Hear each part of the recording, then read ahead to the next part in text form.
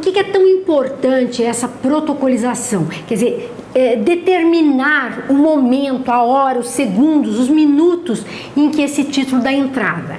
Nós vamos verificar isso, mas partindo de um princípio essencial no direito brasileiro. O que diz o direito brasileiro? Aqui vigora um princípio de que quem registra é dono. Então, a partir daí, nós vamos ver a importância que tem esse primeiro momento para verificar a entrada do título no cartório de registro de imóveis. Feita essa protocolização, quer dizer, você recebe um protocolo onde já tem todos os dados, a entrada desse título. Ocorrerá a pré-notação. O que é essa pré-notação?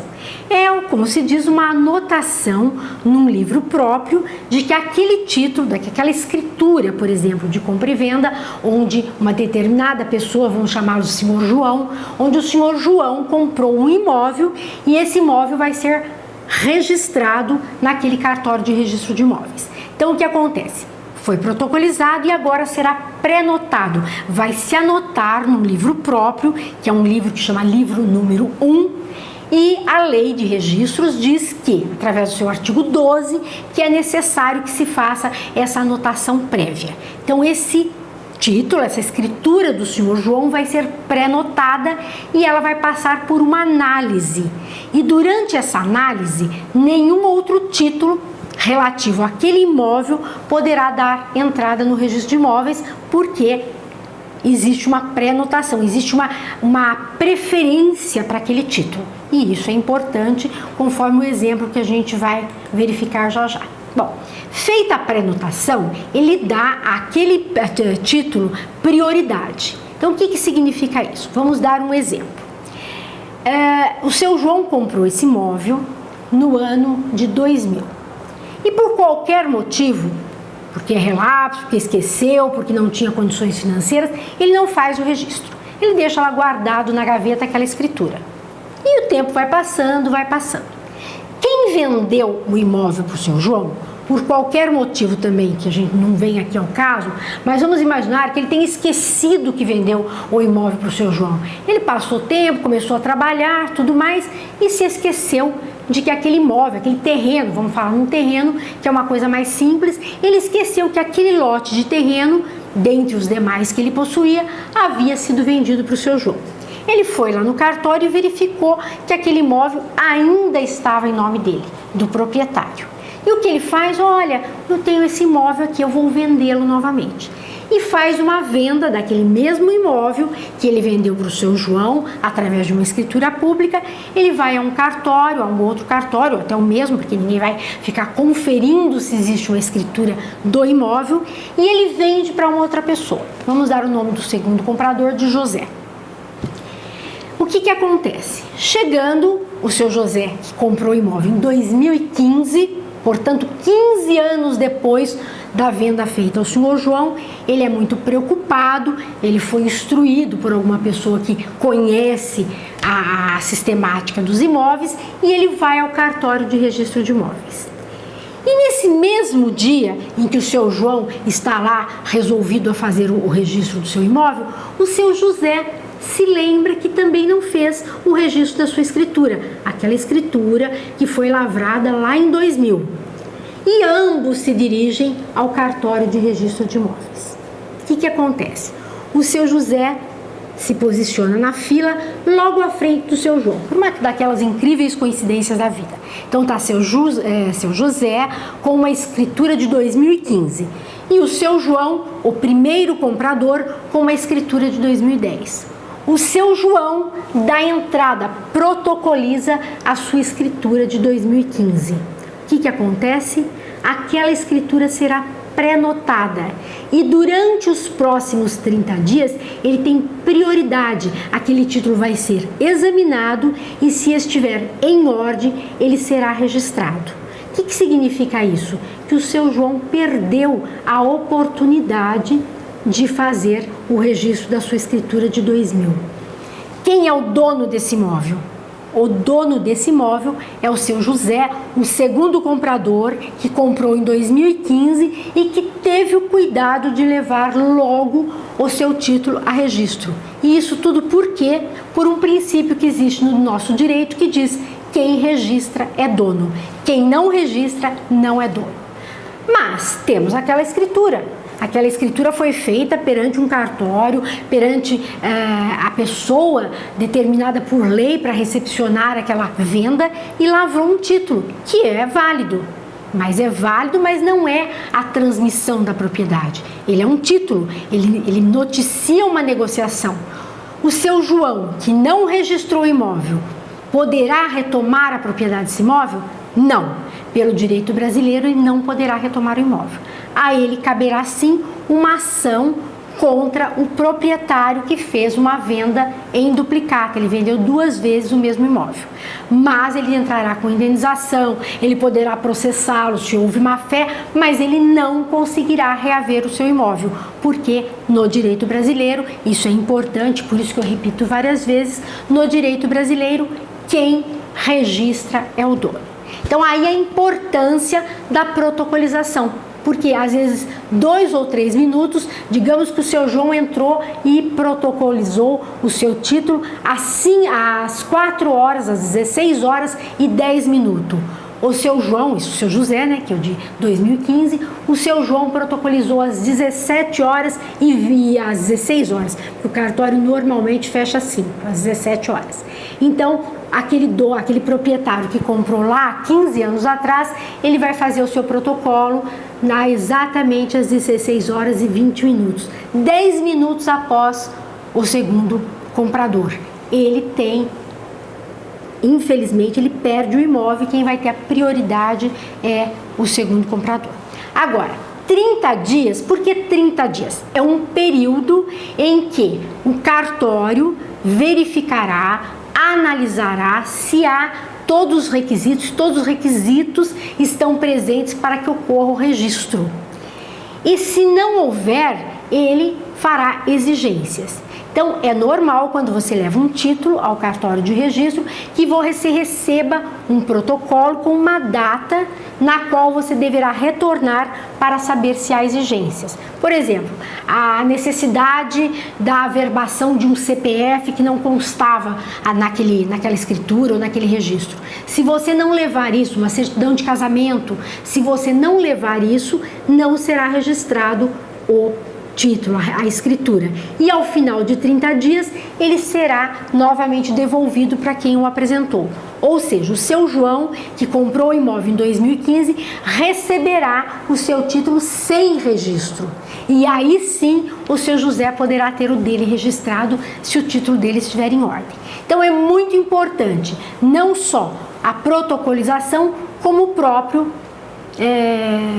com a própria prenotação, que é esse período, né, o período mesmo em que o cartório de registro verificará se o título está apto. A palavra correta é essa, se o título está apto para registro. Se estiver, está registrado e quem consta da escritura passa a ser o dono.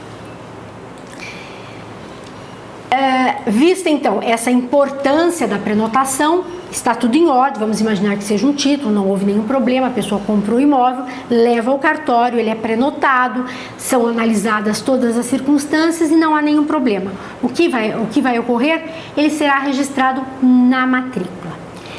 O que acontece em relação à matrícula? A gente precisa fazer um parênteses aqui para entender por que às vezes é necessário abrir a matrícula e outras vezes ela já existe. Antes da Lei 6.515/73, que hoje é a lei que rege, que determina, que disciplina toda a matéria relativa a registro de imóveis, não havia matrícula, havia transcrição.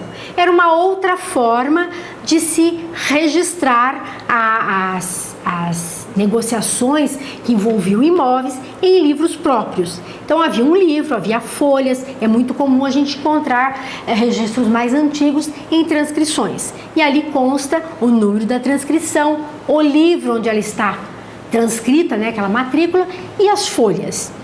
À medida que o tempo vai passando, após a Lei 6.015, sempre que houver um novo registro, aquela transcrição ela se transforma em matrícula, ou seja, ela vai ser cancelada, ela vai lá para um arquivo e aqueles dados do imóvel eles são registrados, quer dizer, são passados para uma matrícula. Então, há a abertura de uma matrícula e a partir dali a matrícula, que tem um número único, ela passa a armazenar todos os dados relativos ao imóvel. Então, se não houver matrícula, se é um imóvel que já vinha antigo, com uma transcrição, ou seja, que desde 73 não tinha nenhum ato translativo, não havia nada que modificasse aquela transcrição, ela ainda se encontra na forma de transcrição e aí será aberta a matrícula do imóvel. Então isso é muito importante para todo mundo que trabalha com vendas, porque quem não consegue ler uma matrícula, quem não consegue entender o que é matrícula, o que é a transcrição, muitas vezes ele fica numa situação difícil perante seus clientes. Imagine se ele fala, olha, o senhor me traga a matrícula do seu imóvel. O cliente traz a transcrição. Eles não, seu imóvel não está em ordem, seu imóvel tem algum problema porque ele não tem matrícula. Não tem problema nenhum, ele é apenas um imóvel mais antigo que ainda não teve os seus dados transpostos para a matrícula conforme determina a Lei de Registro Público atual, que é a Lei 6.515/73. Então, no sistema antigo, transcrição, no sistema atual, matrícula do imóvel. E quando a gente falar então em matrícula do imóvel, nós vamos falar no documento mais importante numa negociação imobiliária.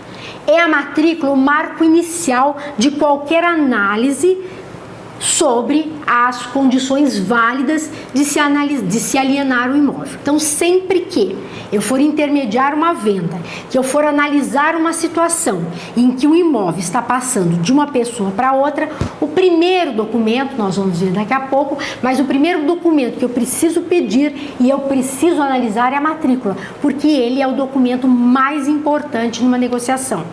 Na realidade, ele é o ato que individualiza o imóvel, é o ato que mostra tudo que existe em relação àquele imóvel. E hoje a legislação, cada dia mais, ela está apurando isso, ela está fazendo com que tudo seja levado para a matrícula do imóvel, concentrando nessa matrícula tudo que ocorre em relação ao imóvel. Por quê? Para justamente dar mais tranquilidade às pessoas que estão comprando o imóvel. Ele vai conseguir, e isso é a proposta, nós vamos ver que ainda isso não está definido, mas a proposta é que a matrícula seja o documento absoluto para as negociações de compra e venda. Ou seja, o que não estiver na matrícula não valerá para o mundo. Ela vai se erguer perante todos como documento absoluto. Mas ainda não é assim, razão pela qual nós temos toda aí uma gama, uma série de documentos que a gente precisa obter para provar que aquela venda não terá riscos, não terá problemas no futuro. Mas, a princípio, nós temos que saber que o primeiro documento que a gente vai analisar sempre que houver uma negociação é a matrícula do imóvel. Então, como é que eu comparo a matrícula do imóvel? Isso é uma forma que eu falo, e eu gosto de falar numa linguagem bem simples, para que todo mundo entenda. O que vem a ser a matrícula do imóvel? A matrícula é para o imóvel a mesma coisa que a certidão de nascimento para a pessoa física. O que acontece? Quando uma pessoa nasce, ele recebe um documento que é a certidão de vida, é a certidão de existência. É ali que diz, naquela certidão de nascimento, é que diz que alguém surgiu para o mundo. A mesma coisa o imóvel, é naquela certidão que nós vamos encontrar a existência do imóvel. É ele que identifica, é o RG do imóvel. E ali, até mais do que na pessoa física, deverão ser colocadas todas as alterações relativas àquele imóvel. E cada vez mais. Vai chegar um momento em que a gente não vai precisar de nenhum documento, basta verificar a matrícula do imóvel. Então, como é que a gente abre? A gente vai abrir uma matrícula, eu já disse, por ocasião do primeiro registro. Então, quando eu levar lá, se não houver matrícula, é aberta uma matrícula e ali é descrito o imóvel com toda a especialidade, com todas as confrontações, com tudo. E vai se colocar também quem é o proprietário original do imóvel, o primeiro proprietário. E a partir dali será feita toda uma sucessão de atos em relação à vida daquele imóvel. Então, a certidão está para o imóvel, assim como a nossa certidão está para o ser humano, para o homem.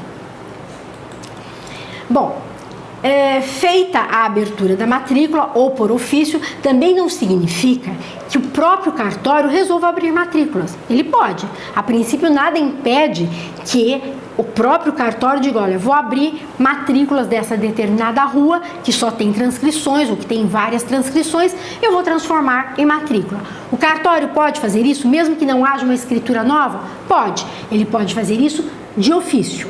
Ou ele pode fazer isso mediante o requerimento de um novo registro, ou ainda a requerimento do proprietário do imóvel. De repente o proprietário quer que aquilo se transforme em matrícula para ficar mais atualizado, para facilitar as vendas, então ele também pode fazer isso. Então a matrícula se abre por ofício, através espontaneamente pelo dono do cartório, pelo cartório, ou a requerimento das partes, ou através de um registro, de uma escritura de compra e venda, de doação, enfim, um título aquisitivo.